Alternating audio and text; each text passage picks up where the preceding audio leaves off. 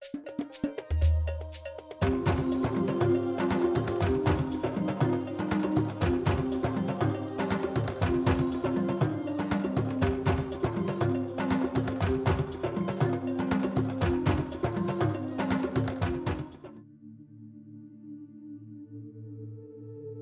voudrais vous inviter à vous abonner à cette page et à recruter d'autres gens qui vont s'abonner. Pour quelle raison? Parce que c'est une chaîne qui est consacrée à la dézombification du peuple noir. Vous savez, en ma qualité de théologien, d'historien et d'expert en management public, je décide de mettre toute mon énergie et toute l'équipe qui travaille avec moi décide aussi de mettre toute son énergie à la dézombification du peuple noir. L'émission s'appelle Lumière sur le monde. Eh bien, cette lumière, ce n'est pas moi. Cette lumière, c'est le travail que nous faisons ensemble. Lorsque tout à coup, on réalise qu'on nous a roulé dans la farine, on réalise qu'on nous a trompés pendant, n'est-ce pas, des siècles, et que tout à coup, nous prenons conscience de nos ressources, nous prenons conscience de notre identité, et ayant pris conscience de tout cela, nous prenons la décision de partager ce que nous sommes, ce que nous comprenons avec les autres. Donc, nous avons besoin d'avoir une masse critique d'hommes et de femmes noirs réveillés qui vont changer, n'est-ce pas, leur pays respectif pour la gloire de nos ancêtres. Nos ancêtres méritent cela. Ils se sont sacrifiés pour nous et c'est à nous aujourd'hui de prendre le relais. Comment on le fait? On le fait en se dézombifiant et en dézombifiant les autres. Je vous invite donc à liker ce qui se fait sur cette chaîne, à le sharer, à le partager avec les autres, à vous abonner et si vous l'avez fait déjà, à recruter d'autres qui vont s'abonner. On est ensemble, on garde le moral car tant que va le moral, tout va.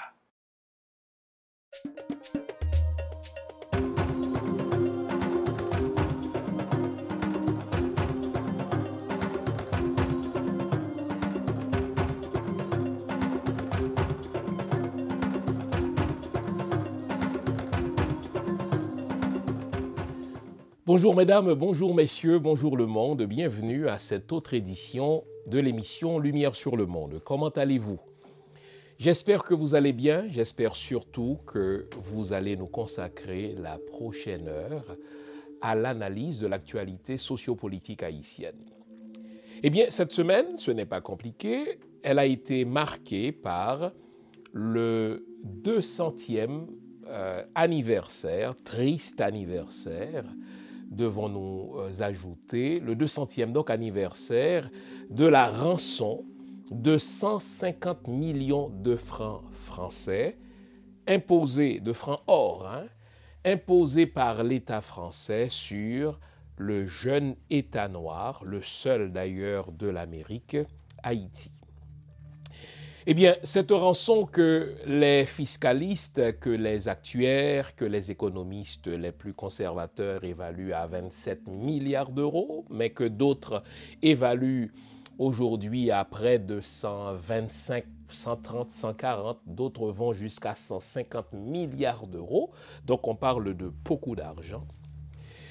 Eh bien, étant donné tout ce que le palais de l'Élysée, le siège officiel du président français, laissait entendre dans les dernières semaines, eh bien, on s'attendait à ce que le chef de l'État français, Emmanuel Macron, on s'attendait à ce qu'il fasse un petit pas dans la bonne direction, on s'attendait à ce qu'il fasse montre d'un peu de respect pour les 12 ou 13 millions d'Haïtiens. Non, rien de cela.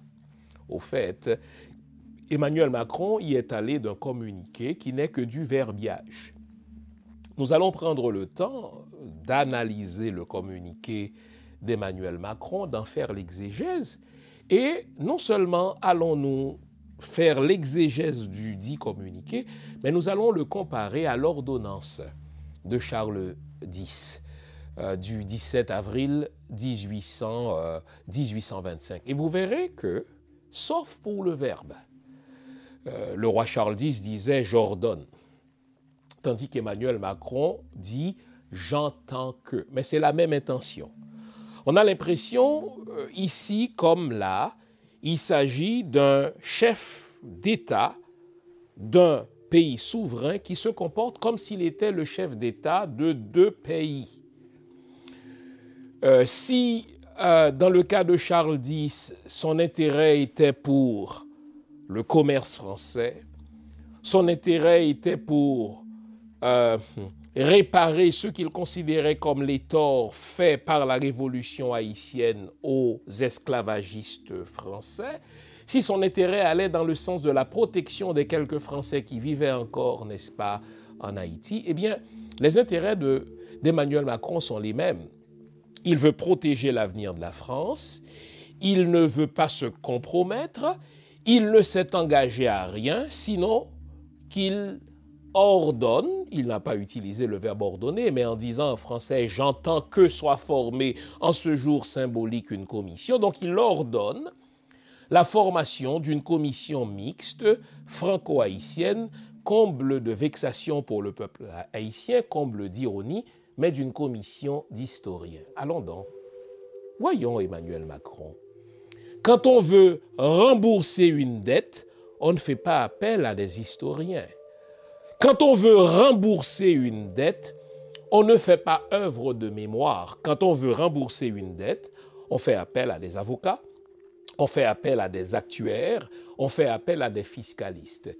Et moi, ce qui me dérange dans tout cela, c'est le manque d'indignation ou l'absence d'indignation vraie, l'absence d'indignation bien sentie de la part des dirigeants haïtiens. En sorte que, vous l'aurez remarqué avec moi, et c'est même le titre de l'émission de ce matin, Emmanuel Macron se comporte comme Charles X, rien ne m'étonne, car et Charles X et Emmanuel Macron sont là pour défendre les intérêts de l'État français, mais ce qui me fait mal, c'est que le CPT actuel, le Conseil présidentiel de transition, en les personnes, entre autres, de Fritz Alphonse Jean ou de Leslie Voltaire, le CPT se comporte comme Boyer en 1825.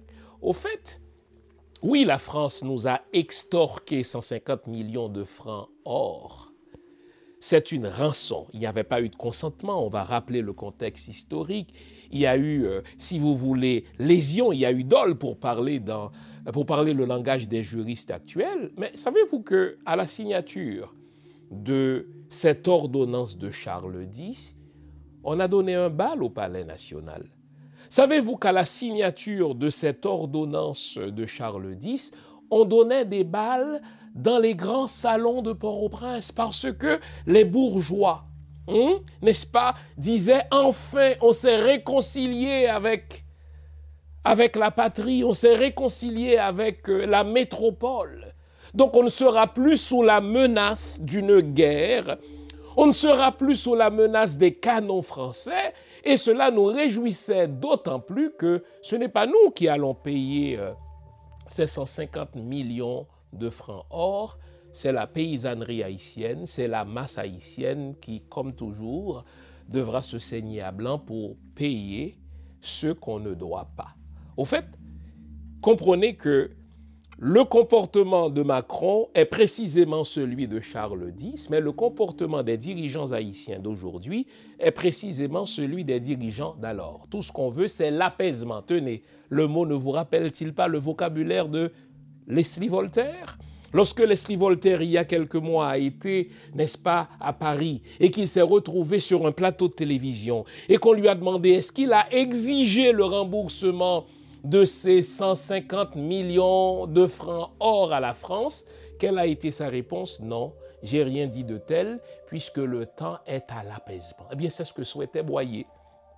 C'est ce que souhaitait l'oligarchie qui entourait Boyer. C'est ce que souhaitait la bourgeoisie qui entourait les dirigeants haïtiens, tandis que Charles X crachait sur le sang de nos vaillants ancêtres qui se sont battus pour conquérir de haute lutte notre indépendance. Donc, voyez-vous, sous des apparences de changements superficiels, les enjeux sont restés les mêmes.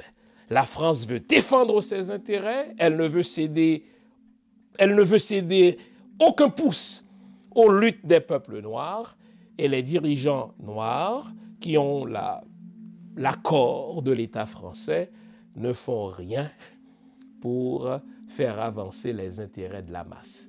La table est mise, les amis, vous connaissez le rituel à ce stade-ci. Je vous invite à vous offrir une bonne tasse de thé, une bonne tasse de café, une bonne tasse de chocolat chaud, bref, tout ce qui est de nature à vous garder éveillé, car aujourd'hui encore, nous allons nous dire les vraies affaires.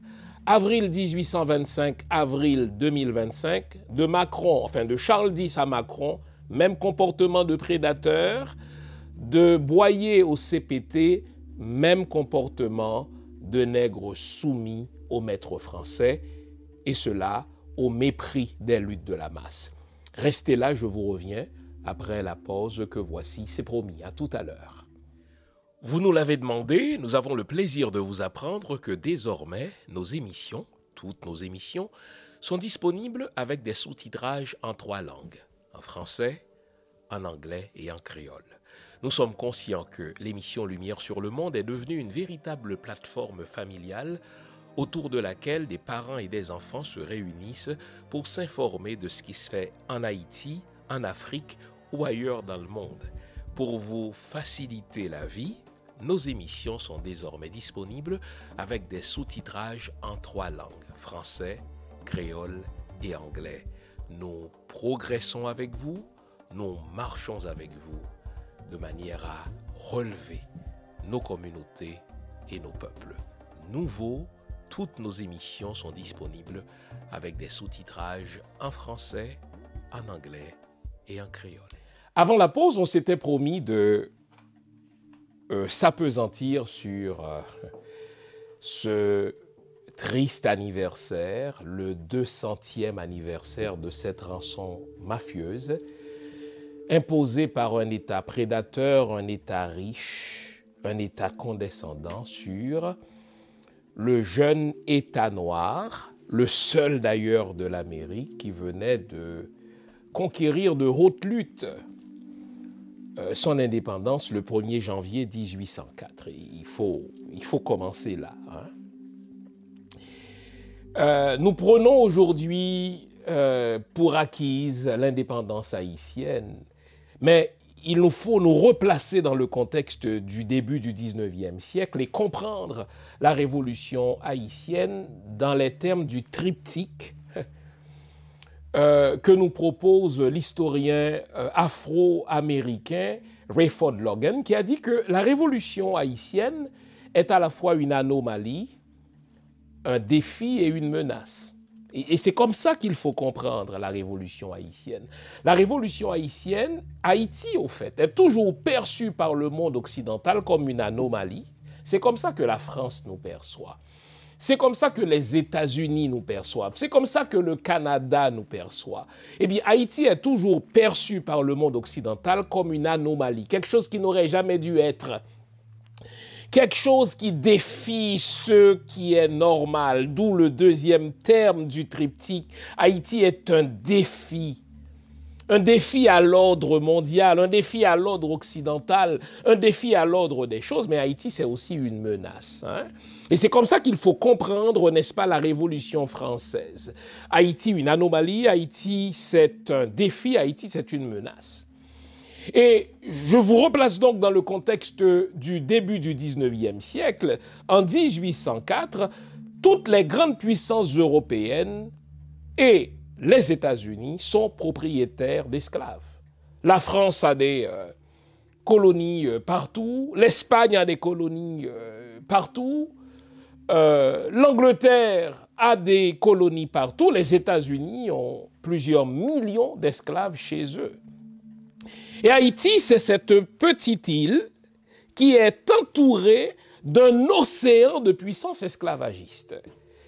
Voilà pourquoi le premier terme à retenir pour comprendre ce qui s'est passé en 1804 et ce que la France va nous faire subir à compter de 1825 jusqu'à nos jours, c'est qu'Haïti est une anomalie.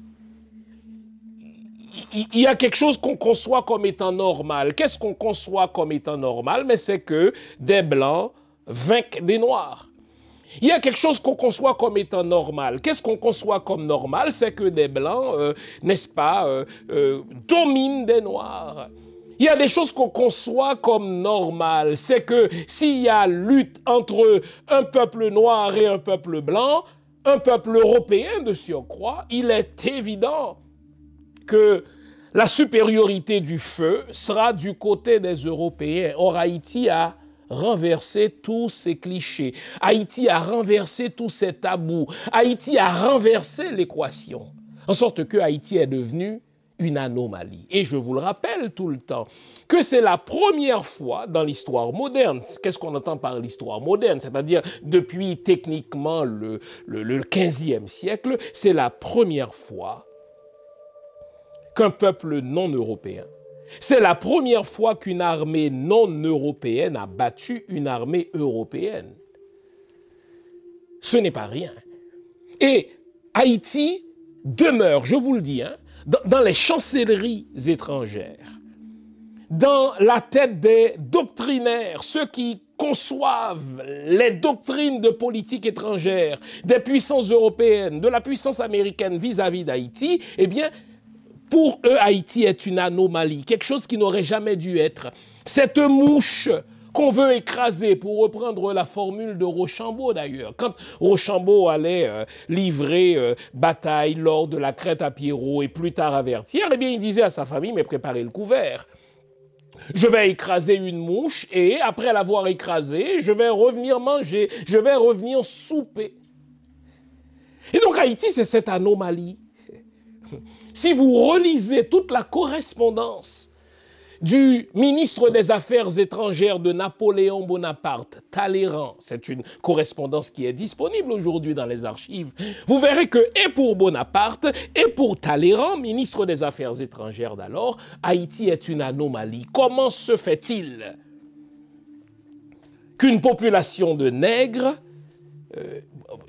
il les appelle des bandits, comment se fait-il qu'une population de noirs, comment se fait-il que des descendants d'Afrique vainquent l'armée la plus prestigieuse? On parle de l'armée de Napoléon. Napoléon qui a fait trembler, n'est-ce pas, l'Empire anglais, Napoléon qui a fait trembler les Russes, Napoléon qui a fait trembler, n'en parlons même pas, l'Espagne, Napoléon qui a humilié l'Europe.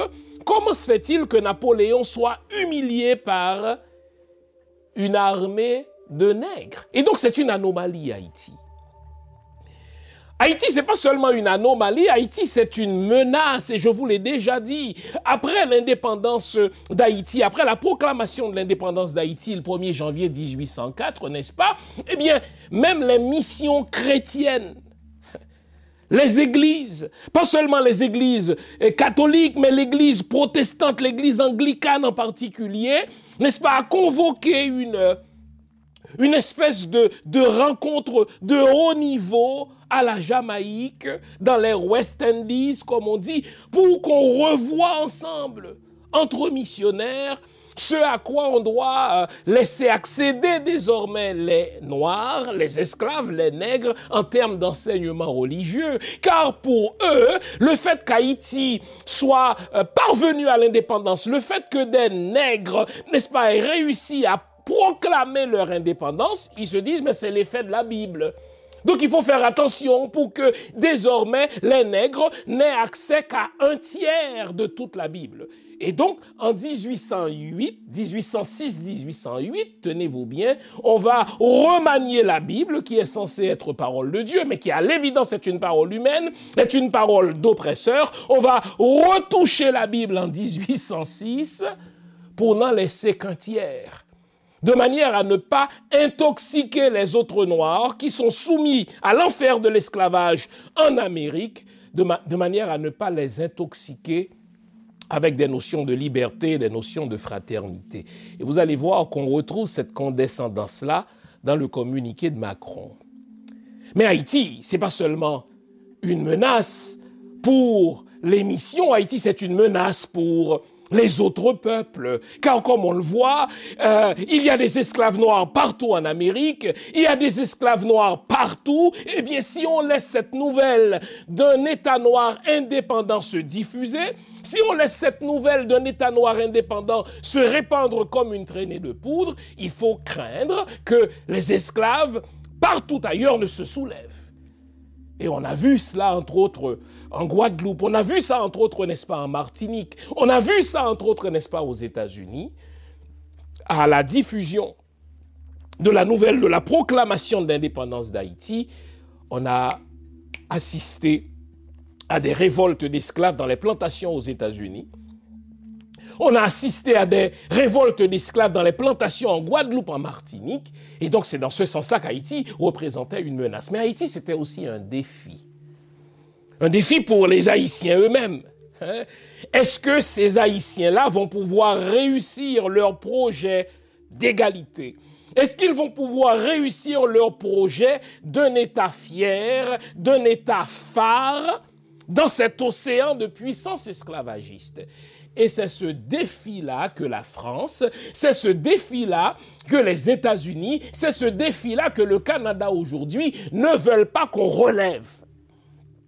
Et donc pour faire en sorte que ce défi d'un État phare, ce défi d'un État nègre qui réussisse, d'un État nègre prospère, qui n'a rien à envier aux autres puissances ne réussisse, eh bien la France va s'atteler, dès la proclamation de notre indépendance, à nous diviser. La France va s'atteler dès la proclamation de notre indépendance à nous déstabiliser. La France va s'atteler dès la proclamation de notre indépendance à assassiner, n'est-ce pas, nos dirigeants, comme elle le fait depuis d'ailleurs.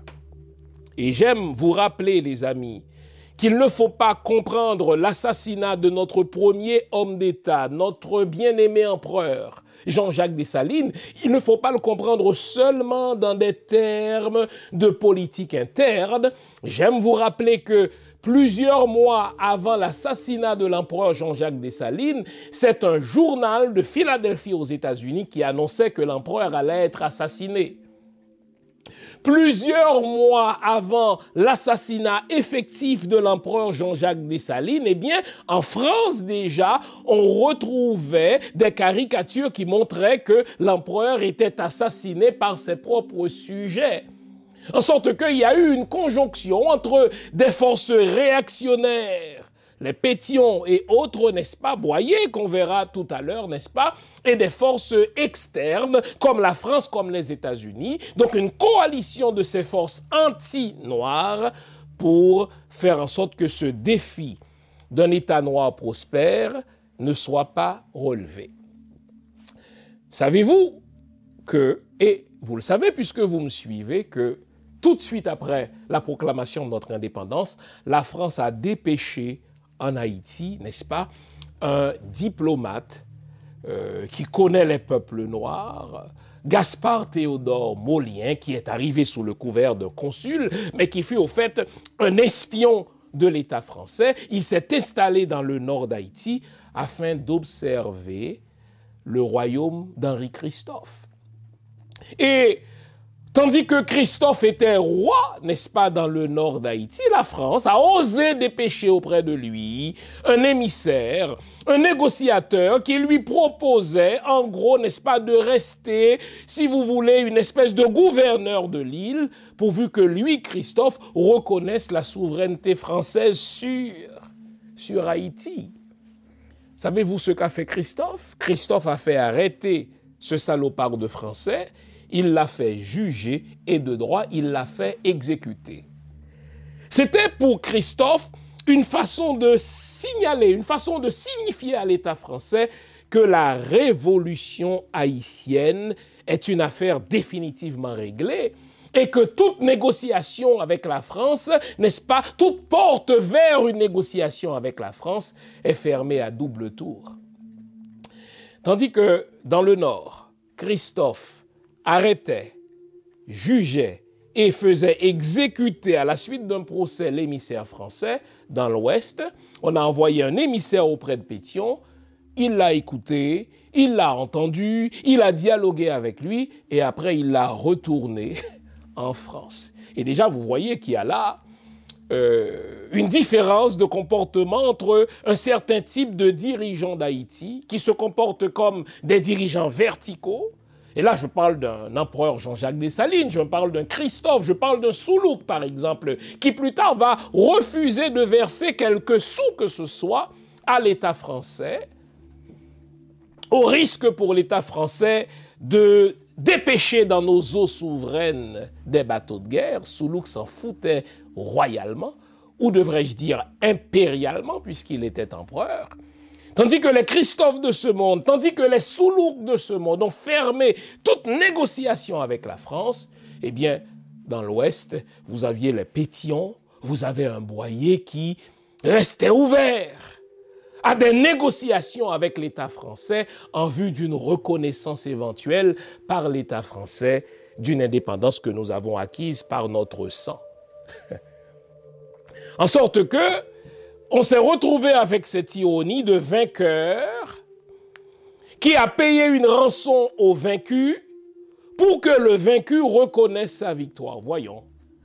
Ça prend des Pétions, ça prend des Boyers pour s'imaginer une telle absurdité. Et pourtant, c'est dans cette absurdité-là qu'on va s'installer, n'est-ce pas, à partir d'avril 1825. Mais attention, la France ne nous l'a pas rendu facile non plus. Je vous l'ai dit, la France de Bonaparte, entre autres, a mandaté son ministre des Affaires étrangères, Talleyrand, pour que ce dernier, n'est-ce pas, maintienne la pression sur les États-Unis, pour que les États-Unis ne reconnaissent pas notre indépendance, ce qui était, n'est-ce pas, d'un point de vue de politique interne, impossible, puisque les États-Unis possédaient alors des millions d'esclaves. Et les États-Unis allaient être aux prises avec une guerre civile qu'on appelle la guerre de sécession, dont l'enjeu principal était justement la question de la libération de l'esclave, la libération de l'esclavage, n'est-ce pas? Donc, d'un point de vue de politique interne, il était improbable que les États-Unis reconnaissent formellement l'indépendance haïtienne, mais les États-Unis étaient ouverts à faire commerce avec Haïti. On nous achetait notre mélasse, on nous achetait notre café, on nous achetait notre sucre. Et en retour, eux nous vendaient des armes. Car c'était la préoccupation de nos premiers dirigeants. C'était la préoccupation première, en tout cas l'une des premières préoccupations de notre empereur bien-aimé, Jean-Jacques Dessalines. C'était l'une des préoccupations premières de notre roi bien-aimé, Henri Christophe. Il fallait nous armer contre un retour éventuel des Français. On construisait des forts un peu partout sur le territoire, on levait des armées partout, on gardait l'armée prête et on achetait des armes des Américains. Mais Napoléon Bonaparte, par le truchement de Talleyrand, a maintenu la pression sur les États-Unis en rappelant aux Américains que s'ils font commerce avec Haïti, ils envoient un message compromettant. Ils envoient un message menaçant pour toutes les nations blanches qui ont intérêt à s'entendre pour se soumettre les Noirs. Et donc les États-Unis vont se soumettre justement aux desiderata de Napoléon, aux desiderata français, puisque les États-Unis vont fermer officiellement tout commerce avec Haïti au prétexte que c'était des bandits qui s'étaient révoltés contre leur maître et que les États-Unis, c'est ce que disait le Congrès américain, n'allaient pas collaborer avec une bande de bandits qui se sont soulevés contre leur maître. Et le souhait des Américains, c'était que le maître revienne pour reprendre contrôle de ses plantations, reprendre contrôle de ses animaux, reprendre contrôle de ses biens et, par le fait même, reprendre contrôle des esclaves qui, au terme du Code noir, l'esclave était considéré comme une res, c'est-à-dire une chose, un bien meuble que le maître pouvait utiliser, n'est-ce pas, à sa guise. Donc, la France envoyait Gaspard Théodore Maulien pour espionner ce qui se faisait dans le Nord, mais lorsque Charles X est arrivé au pouvoir avec le retour des Bourbons,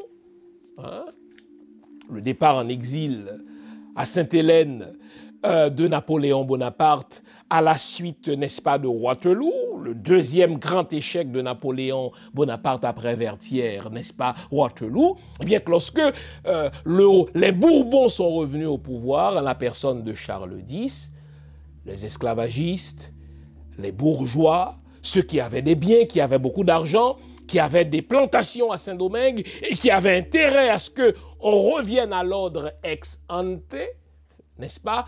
On fait pression sur Charles X pour que Charles X, à défaut de rétablir l'esclavage en Haïti, eh bien, rançonne le jeune État d'une lourde indemnité, de manière à indemniser les esclavagistes, n'est-ce pas, protéger le commerce français et faire payer à ces bandits, faire payer à ces nègres, n'est-ce pas, leur arrogance pour avoir osé transformer l'ordre mondial. Et c'est ainsi donc que Charles X, à l'approche du 17 avril 1825, a dépêché dans les eaux de Port-au-Prince, les eaux souveraines d'Haïti, plus d'une dizaine de bateaux de guerre. C'était toute une armada.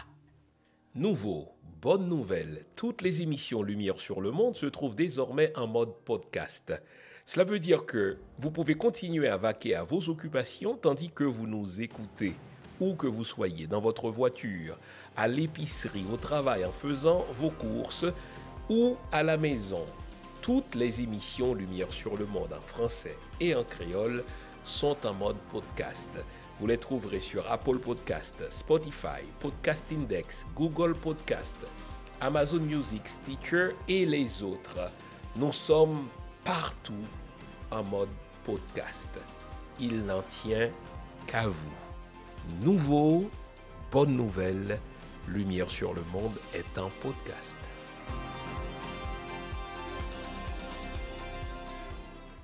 Toute une armada dit, donc plus d'une dizaine de bateaux de guerre avec des canons pointés vers le palais, vers le siège officiel de la présidence de Boyer. Et si vous prenez le temps de lire le texte que Charles X envoie aux autorités haïtiennes, il n'y a aucun effort de la part de Charles X de voir dans cet État un État souverain. D'abord, si vous lisez même le libellé, le titre, l'intitulé du texte de Charles X, c'est une ordonnance. Donc c'est une souveraineté qui ordonne un certain nombre de points à un vassal. Charles X se perçoit comme une espèce de suzerain qui impose sa volonté, qui impose ses dictats à un vassal au nom de Boyer. Et Boyer se comporte comme un vassal. Regardez, ordonnance du 17 avril 1825. Et regardons le préambule. Charles, par la grâce de Dieu, il y a toujours Dieu, le Dieu chrétien qui soutient l'exploitation des peuples occidentaux. Dieu et l'exploitation occidentale vont de pair. Mais le Dieu de la Bible, le Dieu chrétien, n'est-ce pas? Charles, par la grâce de Dieu, roi de France et de Navarre, à tous présents et à venir salut. Vu les articles 14 et 73 de la charte, donc voyez-vous, il évoque sa propre loi française pour expliquer ce qu'il va faire sur un État souverain, mais qu'il considère comme un État vassal. Voulant pourvoir à ce que réclame l'intérêt du commerce. Ce qui intéresse justement Charles X, c'est le commerce. Sa priorité, c'est le commerce français. D'ailleurs, il va ordonner à Boyer d'ouvrir tous les ports d'Haïti au commerce français. Et il va exiger que la France obtienne, si vous voulez, des tarifs préférentiels comparés à d'autres. Donc, voulant pourvoir à ce que réclame l'intérêt du commerce, le commerce français, j'entends, les malheurs des anciens colons de Saint-Domingue et l'état précaire des habitants actuels de cette île, nous avons ordonné et ordonnons ce qui suit. Donc là, il indique pourquoi il rédige cette ordonnance. Il veut protéger les intérêts du commerce français. De fait, il va ordonner à Boyer d'ouvrir, n'est-ce pas, nos ports, d'ouvrir nos douanes aux échanges français. Nous n'avions rien à vendre, n'est-ce pas, nécessairement à la France. La France nous vendait ces choses et ce que nous produisions, n'est-ce pas, devait être vendu en priorité aux Français. Et c'est la France qui décidait du prix. Tenez, Et donc sa deuxième priorité, c'était d'indemniser aux colons français et de réparer les torts que la révolution haïtienne avait produits. Ces colons-là ont été dépossédés de leurs biens, ils ont été dépossédés de leurs plantations, ils ont été dépossédés de leurs esclaves. Et donc, Charles X se propose de réparer les torts de la révolution haïtienne à ses colons. Et troisièmement, lui, il a intérêt à protéger les Français qui restaient en Haïti, car, se disait-il, ils se retrouvaient dans un état précaire. Donc c'était ça sa priorité. Commerce. Haïti doit faire prioritairement commerce avec la France. Haïti doit indemniser les esclavagistes qui ont perdu terre, biens et esclaves à la suite de la révolution de 1791 qui a abouti à Vertières en 1803. Et la France veut protéger la vie, veut sécuriser les Français qui sont restés sur cette île, car la France estimait qu'ils vivaient dans un état précaire. Et puis là, il ordonne. Ce qu'il y a, c'est que Boyer, ce que n'aurait pas fait l'empereur Jean-Jacques Dessalines, ce que n'aurait jamais accepté le roi Henri-Christophe, Boyer va signer cette ordonnance en acceptant de se comporter comme un vassal, en acceptant de se comporter comme, si vous voulez, un fils dénaturé de la révolution haïtienne, qui cherche la reconnaissance de son père français et qui est prêt à tout faire pour que ce père français le reconnaisse enfin comme étant à la tête d'un État libre. Donc, vraiment, c'est une ordonnance qu'il faut déchirer, c'est une honte à la dignité de nos ancêtres, mais c'est une honte qui doit s'expliquer par l'intention prédatrice de l'État français. Il n'y a pas eu d'accord, comme on le voit, c'est une ordonnance. Il n'y a pas eu de négociation, n'est-ce pas, véritable, puisque Charles X a imposé par son armada sa volonté au jeune État noir. Et si vous prenez le temps de lire cette ordonnance, Haïti était condamné à emprunter auprès des banques françaises, auprès des banques parisiennes, l'argent dont elle avait besoin Haïti pour payer à la France ces 150 millions de francs or qu'on a payés en plus de 100 ans. Et je vous ai dit, il faut le rappeler, que les actuaires, les fiscalistes, évaluent ces 150 millions de francs or à quelque chose qui varie entre 27 milliards à 150 milliards d'euros d'aujourd'hui. Et donc, c'est ce que la France nous doit. Il y a 10 ans, vous vous souvenez, un autre chef d'État français y est allé d'un geste extrêmement démagogique. Vous vous souvenez ? C'était François Hollande. Il se retrouvait, je crois, en Guadeloupe ou bien à la Martinique et il allait se rendre en Haïti, flanqué de Dany Laferrière et de Michaël Jean, et avec Michel Martelly, n'est-ce pas, à la présidence haïtienne. Cela augure mal déjà pour le peuple haïtien. Et François Hollande y est allé, si vous voulez, d'une envolée oratoire en disant « Je me rendrai en Haïti et je paierai à Haïti ce que la France lui doit. » Tenez, bon. On connaît François Hollande, c'est pas toujours un homme qui prépare ses discours, il improvise ses discours, il se laisse souvent aller à des envolées comme cela, et après un tel discours, waouh! Il y a eu, si vous voulez, une espèce de brasse camarade à la chancellerie française. Qu'est-ce qu'il a dit, le président français ? La France doit à Haïti quelque chose qui est évalué à au moins, n'est-ce pas, 27 milliards d'euros. Est-ce que François Hollande va s'engager à rembourser cette dette à Haïti ? Mais on a compris que rapidement, l'esprit prédateur français, l'esprit de bluff des Français a repris le dessus, puisque lorsque François Hollande est arrivé à Port-au-Prince, il a dit que oui, la France a une dette morale, mais que la France se propose de rembourser cette dette en nous envoyant en Haïti, n'est-ce pas, ces professeurs retraités, dont on n'a pas besoin de remarquer, c'est ce qui nous conduit dans cet état-là, c'est l'éducation française, cette éducation qui, n'est-ce pas, qui nous minorise et qui nous fait chanter nos ancêtres les Gaulois, cette éducation qui nous fait détester notre culture, qui nous fait détester notre histoire et qui nous envoie le message subliminal que nous sommes à ce point inférieurs, que nous avons besoin de la France pour nous enseigner notre propre histoire. Eh bien, François Hollande a dit, écoutez, pour payer la dette morale de la France à Haïti, on va envoyer aux Haïtiens, n'est-ce pas, des professeurs retraités et on va ouvrir ou fonder ou construire une université française à Port-au-Prince. Et vous notez que 10 ans plus tard, tout cela n'est resté que lettre morte puisque c'était du bluff. François Hollande, n'est-ce pas, a improvisé un discours et a improvisé une promesse. Bon, 10 ans plus tard. Vous me direz que 10 ans plus tard, beaucoup d'eau a coulé sous les ponts, comme on dit. Emmanuel Macron a laissé entendre que cette fois-ci, la France allait agir différemment. Son Premier ministre actuel nous a laissé entendre que la France était prête à enfin faire quelque chose.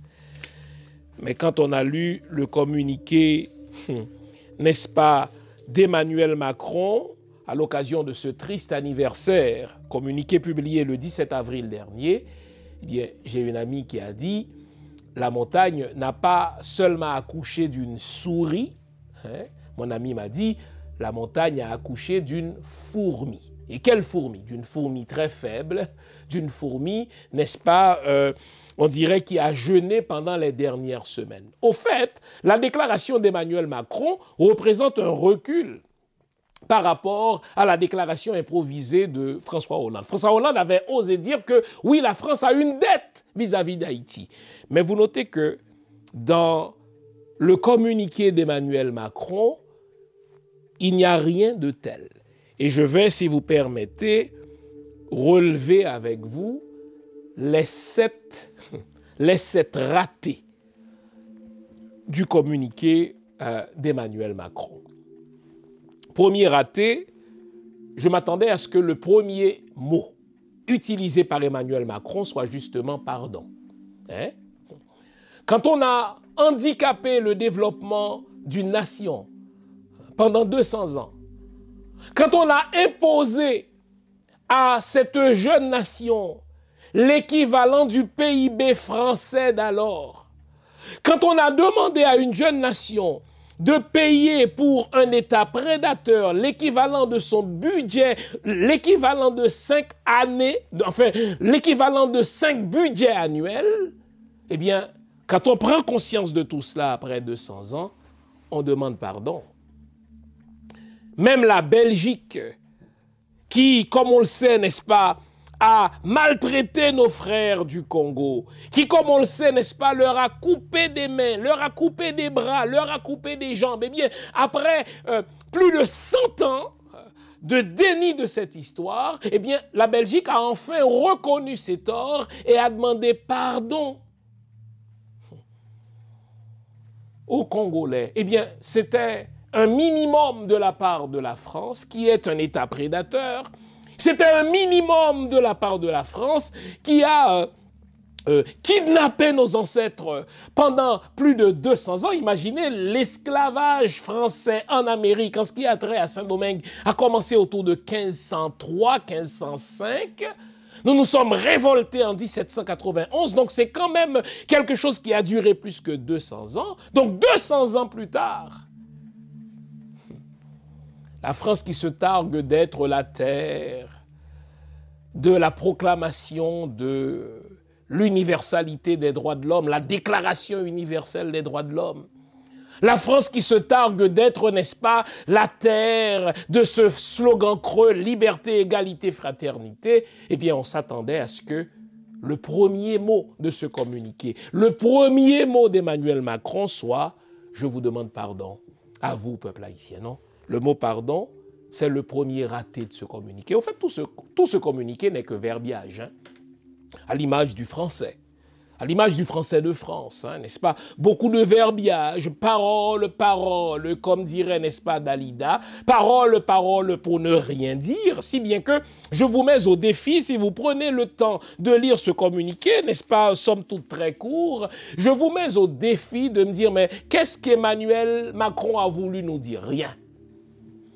Puisqu'il savait que les Haïtiens attendaient quelque chose dans ce contexte particulièrement difficile pour ce peuple, dans ce contexte particulièrement difficile pour la nation haïtienne, et précisément parce que son Premier ministre, donc chef de son gouvernement, a laissé entendre que la France allait faire quelque chose, il fallait donc qu'Emmanuel Macron fasse quelque chose, mais il n'a rien fait.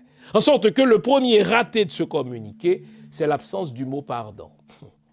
Quand on est sérieux, quand on est conscient du fait qu'on s'est enrichi sur le sang d'un peuple qui n'a demandé que sa part de liberté au soleil, quand on sait que pendant 200 ans, non seulement la France nous a imposé cette rançon, mais la France nous a déstabilisés politiquement, la France nous a déstabilisés culturellement.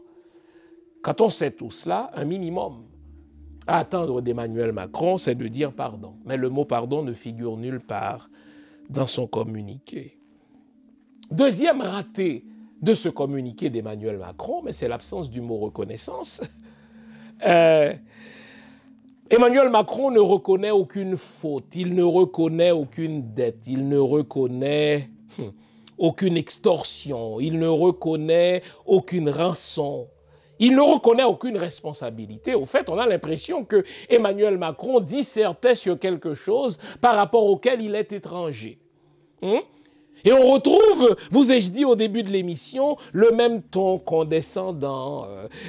Charles X ordonnait, mais Emmanuel Macron va ordonner lui aussi en évitant d'utiliser le verbe. Il va dire « j'entends que soit formé », mais c'est le même impératif, c'est le même ordre qu'il passe. Donc il n'y a pas de reconnaissance de dette, pas de reconnaissance de faute.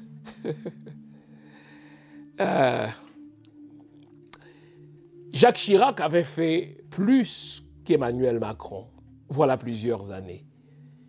Il avait reconnu la faute de l'esclavage.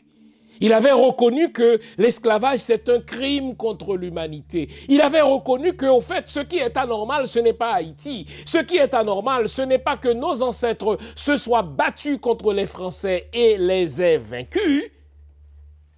Ce qui est anormal, c'est l'esclavage qui n'aurait jamais dû être. Une nation n'aurait jamais dû s'enrichir sur le sang d'une autre nation. Mais c'est ce que fait la France depuis le début de son histoire. La France l'a fait par l'esclavage, la France l'a fait par la colonisation de l'Afrique, la France continue de le faire par la post-colonisation qu'on appelle aujourd'hui l'hypercolonisation. En fait, vous sortez la France de l'Afrique et la France redevient ce qu'elle fut jusqu'à ce qu'elle découvre l'Afrique, c'est-à-dire pauvre, très pauvre. Donc, il n'y a pas de pardon dans le communiqué d'Emmanuel Macron. Il n'y a pas de reconnaissance de faute, reconnaissance de dette de la part d'Emmanuel Macron. Non seulement ne reconnaît-il aucune faute morale, ce que François Hollande avait fait il y a une dizaine d'années, mais non seulement ne reconnaît-il aucune faute morale, dis-je, mais il ne reconnaît aucune dette économique. Pas de reconnaissance de faute, n'est-ce pas? Un autre raté du communiqué d'Emmanuel Macron, vous notez qu'il n'y a aucun engagement. Si vous cherchez le verbe « je promets »,« je m'engage », n'est-ce pas, dans ce communiqué, vous ne le trouverez pas. Donc il n'y a aucun engagement de la part de la France à réparer les torts qui ont été faits à cette jeune nation. En fait, quand on est sérieux, après qu'on a demandé pardon, après qu'on a reconnu la faute, après qu'on a reconnu la dette, on s'engage à réparer les torts. On a l'impression qu'une bonne dizaine d'aviseurs juridiques, une bonne dizaine de conseillers juridiques, n'est-ce pas, ont rédigé ce communiqué pour s'assurer que, contrairement à François Hollande, qu'Emmanuel Macron ne se compromette, qu'il ne se commette en rien, aucun engagement. Il ne s'engage pas à restituer, il ne s'engage pas à réparer. Et qu'est-ce qu'il nous promet, Emmanuel Macron?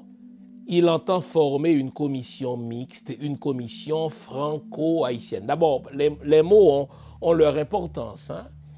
C'est Heidegger qui disait, si vous voulez connaître un individu, prenez le temps d'écouter son langage. Heidegger disait, n'est-ce pas, que le langage, c'est la maison de l'être. Mais notez, hein, il réaffirme, si vous voulez, la condescendance française en disant « J'entends qu'il soit institué une commission mixte franco-haïtienne » avec un peu d'élégance, sachant ici que c'est Haïti qui a été victime de la prédation française. Eh bien, je m'attendais à ce qu'il dise au contraire « J'entends qu'il soit institué une commission mixte haïtiano-française ». Mais là encore, la France doit précéder Haïti, la France doit l'emporter sur Haïti.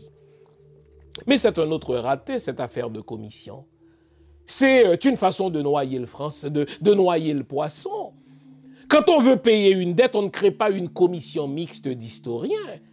Malgré tout le respect que je dois à Madame Gaillard, n'est-ce pas, qui a de qui tenir, n'est-ce pas, dont le mémoire de maîtrise a porté sur cette question de rançon que la France a imposée en Haïti, dont la thèse de doctorat soutenue d'ailleurs en 1995 a porté sur le même sujet. Donc je salue la compétence de Madame, mais Madame, malgré tout le respect que je vous dois, vous n'avez rien à faire dans ce litige. Quand on veut se faire rembourser, quand on veut forcer un prédateur à réparer les torts qu'il a commis, on n'engage pas, on n'embauche pas une historienne, quelque éminente fût-elle, on embauche un avocat, on embauche un actuaire, on embauche un fiscaliste, et on dépose un recours contre le prédateur. Et c'est ce que l'État haïtien devra faire. Emmanuel Macron est en train de se moquer de nous. Emmanuel Macron est en train de se foutre de notre gueule. Il est en train de noyer le poisson en créant une commission d'historiens. Mais nous n'avons pas besoin de faire mémoire de la chose. L'histoire de cette prédation, l'histoire de cette injustice, l'histoire de cette exploitation, elle est connue. Alors on disait que ce communiqué n'est qu'un ramassis de ratés. Hein? Pas de mot pardon, pas de reconnaissance de dette, pas de reconnaissance de faute morale. Et vous savez que quand on est devant un tribunal, le fait de reconnaître sa faute est en soi un élément, n'est-ce pas, qui peut aider, qui peut faciliter la négociation. On a l'impression que Macron se comporte, comme je l'ai dit, n'est-ce pas, comme Charles X. L'un ordonnait, l'autre entend former une commission, mais une commission d'historiens, n'est-ce pas? Donc, pas de pardon, pas de reconnaissance de dette, pas de reconnaissance de faute, pas d'engagement à réparer, pas d'engagement à rembourser, à restituer. Et il impose sa méthode. Ça, c'est insultant. Il impose sa méthode. J'entends former. Bien sûr qu'il a utilisé le sous-fifre Leslie Voltaire, puisque le Premier ministre actuel a dit, écoutez, Leslie Voltaire est allé voir Emmanuel Macron et lui a proposé en cachette la formation d'une commission mixte. Mais voyons les amis, voyons. Je suis historien de formation, mais je vous ai dit que dans ce cas-ci, on n'a pas besoin d'historien. Quand on veut se faire rembourser, quand on veut faire payer un prédateur, on ne fait pas appel à un historien. Je vais y aller d'un certain nombre de propositions à la fin de l'émission, mais regardons ce qui ne marche pas. Emmanuel Macron se comporte comme Charles X en 1825. Il impose sa méthode. Il entend former en ce jour, n'est-ce pas, symbolique, une commission d'historiens. Tout est dit déjà. Lisez le mémoire de cette femme, Madame, n'est-ce pas, Gaillard. Lisez sa thèse de doctorat. Lisez le livre du géographe Jean-Marie Théodat, tout est dit. Les archives sont labourées, elles sont travaillées, elles sont consultées régulièrement. On sait dans quel contexte d'exploitation, dans quel contexte de menace Charles X nous a entré dans la gorge cette ordonnance. Fini maintenant les historiettes. Passons aux choses sérieuses. Et voyons que Emmanuel Macron ne s'est pas engagé. Aucun engagement aucune promesse de l'État, aucune reconnaissance de faute de l'État français, mais aucune reconnaissance non plus du fait que la France aujourd'hui vit de cette richesse volée. Imaginez, quand vous volez à une jeune nation l'équivalent en termes d'aujourd'hui de 150 milliards d'euros, c'est pas compliqué, vous avez sacrifié une fois de plus, vous avez assassiné une fois de plus ces millions d'Haïtiens. Quand est-ce que la France va reconnaître cela? Et vous notez que, comme au temps de Boyer, le CPT n'exige pas cela de la France. Donc on va y aller à partir de maintenant d'un certain nombre de propositions. Donc on voit ce que Emmanuel Macron n'a pas dit. Il n'a pas demandé pardon, il n'a pas reconnu une faute, il n'a pas reconnu de dette, il ne s'est pas engagé à réparer, il ne s'est pas engagé à restituer, il impose sa méthode, il forme, il ordonne la formation d'une commission mixte d'historiens. On n'a pas besoin d'historiens, on a assez de connaissances historiques sur la chose. Et finalement, il veut qu'on regarde vers l'avenir, vraiment. Ça, c'est une parole de prédateur. C'est une parole d'exploiteur, c'est une parole d'agresseur. L'agresseur veut toujours qu'on regarde vers l'avenir. Oublions la faute, oublions l'agression que j'ai commise, regardons vers l'avenir. Nous allons construire ensemble un avenir plus prometteur pour nos deux nations. Vraiment? Vous voulez construire, vous voulez que je construise un avenir prometteur, tandis que vous avez en poche mes 150 milliards d'euros. Alors, à partir de maintenant, allons-y avec un certain nombre de propositions. Prenons une pause, la dernière de l'émission, et au retour de la dite pause, nous allons y aller avec un certain nombre de propositions. À tout à l'heure, les amis. Vous l'aurez remarqué, on a changé notre site web. Sur le site web, vous trouverez plusieurs onglets. L'onglet Accueil vous souhaite la bienvenue, et tout de suite après, vous tombez sur l'onglet Biographie. Alors là, vous avez une idée des études que j'ai faites. Ensuite, vous avez l'onglet Boutique. Dans l'onglet Boutique, vous trouverez mes livres. Jusqu'à présent, j'en ai écrit 14. Toujours dans la boutique, vous aurez aussi accès au type de formation que j'offre, soit à des individus ou à des entreprises. Vous avez aussi l'onglet événements. À l'onglet événements, on vous dit ce que je fais, où je le fais et quand je le fais. Comme ça, si je présente une conférence quelque part, si je donne une formation quelque part, vous le savez. Mais ça, c'est à venir. À l'onglet articles, vous avez accès à quelques-uns des articles que j'ai fait paraître sur moult sujets.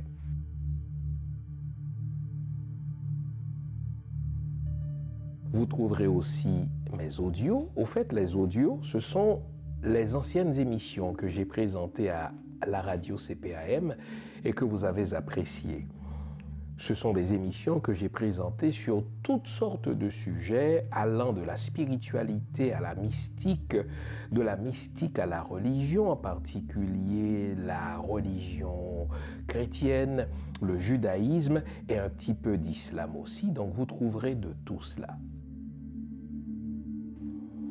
Et enfin, à l'onglet émissions, vous avez accès aux diverses chroniques ou aux divers liens par lesquels je présente des chroniques, que ce soit à la radio, à la télé ou sur les médias sociaux. Enfin, vous avez l'onglet Contact qui vous permet de me contacter soit par email ou par les médias sociaux. Le nouveau site de Jean Fils-Aimé, c'est le vôtre. Servez-vous-en.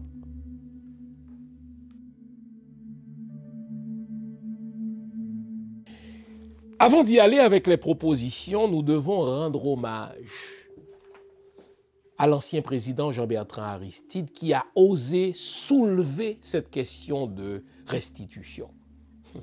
Il faut lui rendre hommage. Cette affaire de restitution n'est pas arrivée ex nihilo, les amis. Lorsque, en 2003, Jean-Bertrand Aristide a osé agiter la question de la restitution. Les images sont là. Il fallait revoir le visage de l'ambassadeur français lorsque le président Jean-Bertrand Aristide a osé défier l'ordre mondial. Nous sommes quand même en 2003. En ce moment-là, la seule nation à laquelle on ait accepté de restituer une dette, c'était Israël. C'était Israël, sous pression des États-Unis, de Bill Clinton. Eh bien, écoutez, la Suisse a accepté de restituer aux Juifs ce qu'elle leur avait volé, et l'Allemagne a accepté de rembourser, de compenser, de réparer en termes économiques les torts que l'Allemagne avait causés donc aux Juifs. Donc, lorsqu'en 2003, Jean-Bertrand Aristide a lancé cette affaire de restitution, le seul peuple auquel on n'ait jamais proposé une réparation, c'était les Juifs. Et là encore, Haïti va marquer l'histoire en ce que Haïti va lancer n'est-ce pas, le bal de la réparation, le bal de la restitution due aux victimes par ces pays qui s'appellent des pays riches aujourd'hui, mais qui sont au fait des pays pilleurs, qui sont au fait des pays prédateurs. Alors donc, je veux saluer le courage, n'est-ce pas, du président Jean-Bertrand Aristide, qui a osé défier l'ordre mondial en demandant à la France de restituer cela. Vous savez, il n'est pas dans notre ADN d'Haïtiens scolarisés dans l'école française et par l'Église chrétienne de reconnaître le travail de l'autre. Au contraire, hein, c'est quoi notre slogan d'intellectuels haïtiens? C'est pas moins que dire li pas bon, c'est pas moins que faire li pas bon, c'est pas moins que penser li pas bon, si c'est pas musique moins li pas bon. Non, il faut changer ça. Cette affaire de restitution n'est pas arrivée ex nihilo, elle n'est pas tombée du ciel. Aristide, le président Jean-Bertrand Aristide l'a amené sur le tapis, nous devons lui en donner le crédit. Alors, ceci étant dit, allons-y maintenant avec un certain nombre de propositions. La première proposition, et ça a même été une erreur du président Jean-Bertrand Aristide en la matière, c'est de ne pas y aller seul. L'enjeu est trop grand. Il s'agit, une fois de plus, de changer l'ordre mondial. Au fait, ce qu'on appelle les nations riches, ce qu'on appelle les pays riches, ce sont des pays pilleurs.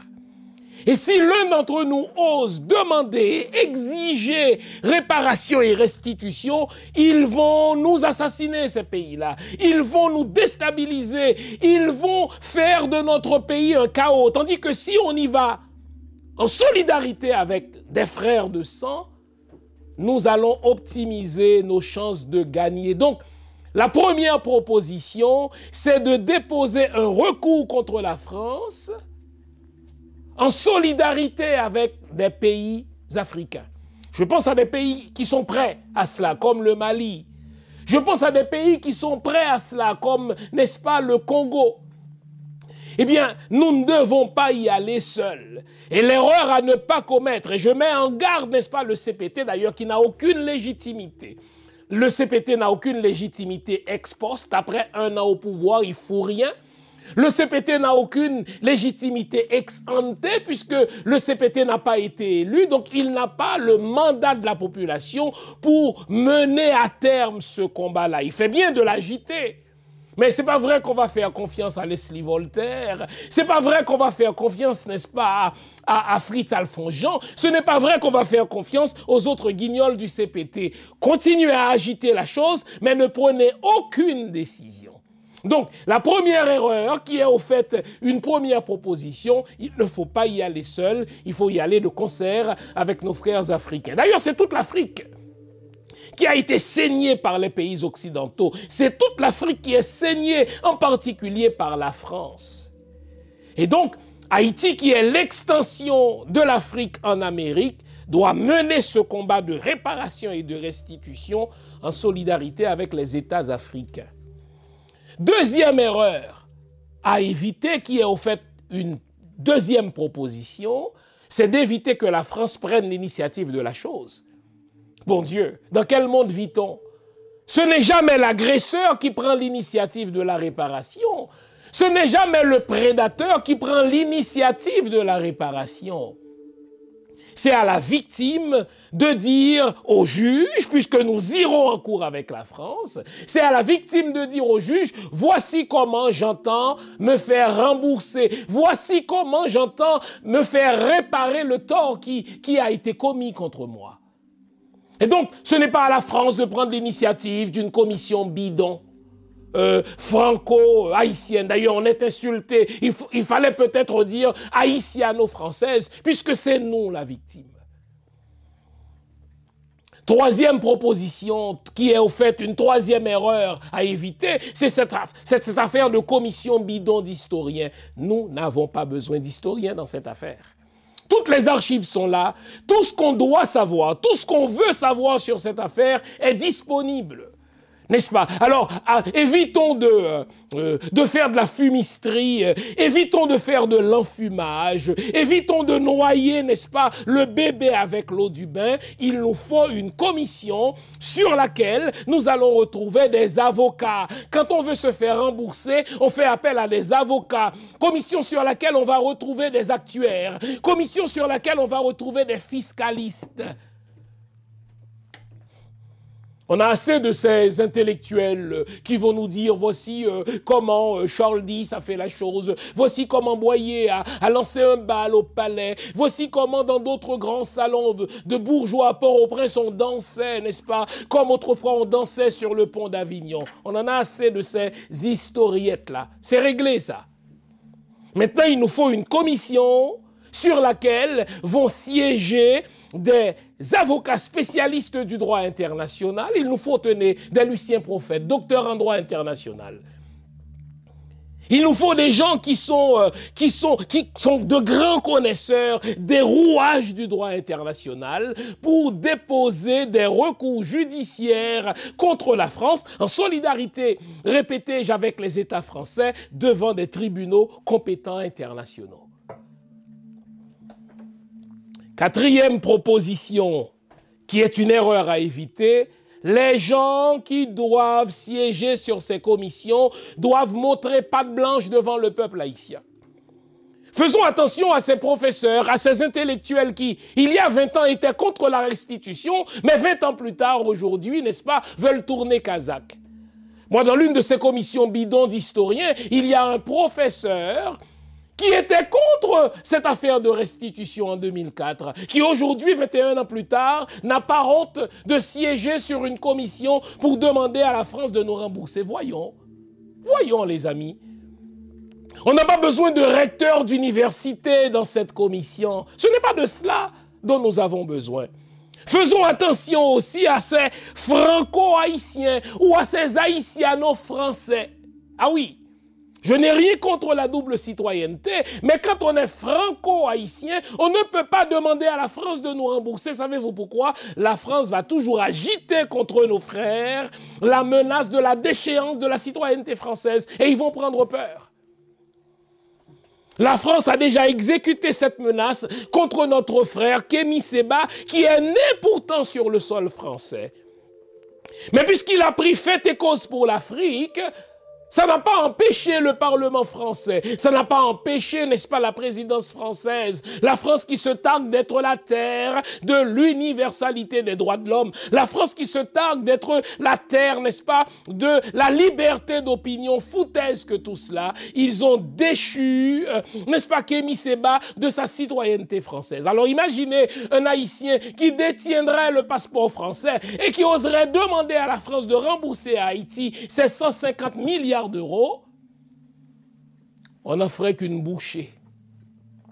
Voilà pourquoi je dis, les gens qui vont faire partie de cette commission judiciaire, répétais-je, pour préparer, déposer un recours contre la France, ces gens-là doivent montrer patte blanche. Ils ne peuvent pas se permettre d'être des franco-haïtiens, puisque la France va les ébranler. Dans cette affaire-là, les amis, nous devons veiller, nous devons être vigilants, car la France va faire ce qu'elle a toujours fait. Elle va corrompre nos dirigeants.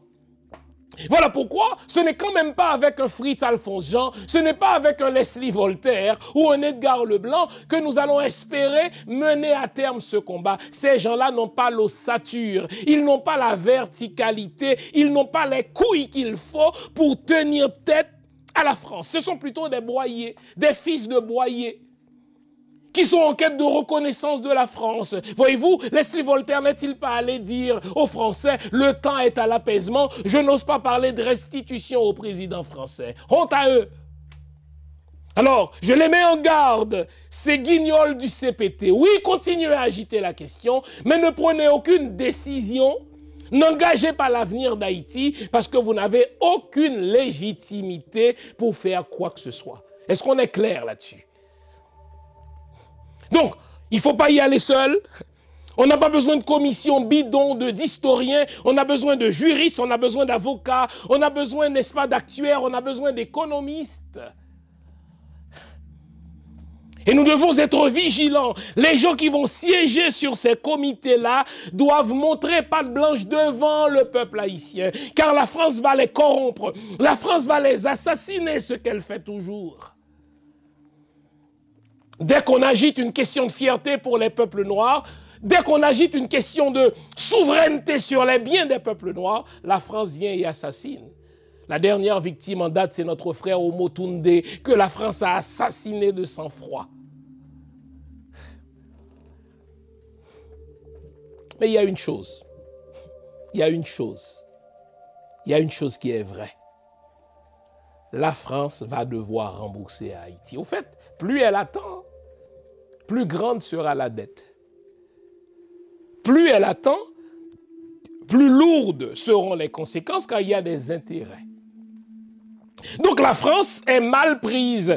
Elle ne pourra pas ne pas payer à Haïti. Et si, suivant mon conseil, on y va avec l'Afrique, la France va revenir à son état de pauvreté avant d'avoir envahi l'Afrique. Donc, il y a une chose qui est claire. Que le palais de l'Élysée se le tienne pour dit, que les doctrinaires, les concepteurs de la politique étrangère de la France se le tiennent pour dit, vous ne pourrez pas nous assassiner tous. La France va devoir payer ce qu'elle a volé. Et vous comprenez que c'est une opportunité qui est offerte à Haïti une fois de plus de changer l'ordre mondial. Imaginez tous ces pays qu'on appelle des pays riches, qui sont en fait des pays pilleurs, ce sont des pays qui ont construit leur richesse sur le sang de nos ancêtres. Et là, nous avons une cause gagnante. Vous avez un roi français qui, il y a 200 ans, a imposé une lourde rançon à des gens qui ont été réduits en esclavage par les Français, qui ont conquis leur indépendance par leur sang. La France leur a imposé une rançon mafieuse. Ça, ce n'est pas le fruit de l'imagination, c'est signé, c'est dans les archives. La France ne pourra pas échapper à ce remboursement. Et puisque nous voulons être solidaires de nos frères d'Afrique et profiter de cette opportunité pour changer la face du monde, nous n'irons pas seuls, nous allons le faire de concert avec nos frères africains. Il y a un Kémy Séba qui est candidat là, aux élections en Afrique. Imaginez un Kémy Séba qui devenait président. Imaginez en Haïti un Haïtien de verticalité, un Haïtien digne fils de Jean-Jacques Dessalines et de Henri Christophe qui serait devenu chef d'État.